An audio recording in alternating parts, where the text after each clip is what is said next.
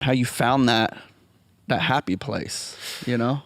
By saying no.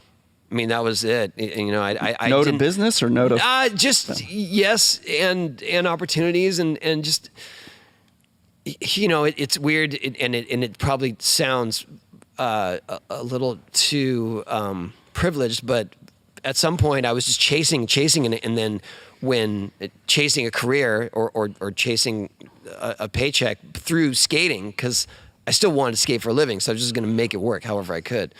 And then at some point, the opportunities started coming and coming in a way that was kind of overwhelming. And I didn't ever think that I should say no or could say no. I never had that freedom because I needed all that stuff to be happening. And then at some point, that's all what was happening. And it very much took time away from my family. And when I finally realized, like, oh, you can say no, and that'll be okay. And there's agency in that, and there can be peace in that. And then suddenly it was like, yeah, maybe I don't need to go on that trip, or maybe I don't need to go do those things or do that interview or whatever it is. And it allowed me time to really focus on my family. Yeah. And that was a hard transition to make and a hard thing to realize.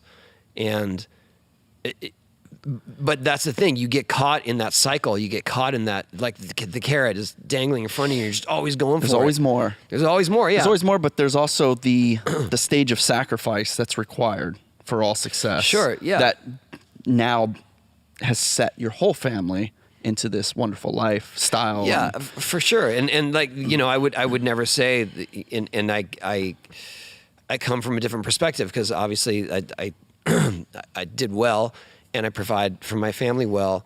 But I think there is something to say about if you're really doing what you enjoy doing, it doesn't feel like work, and you don't have to have the greatest success at that to find peace.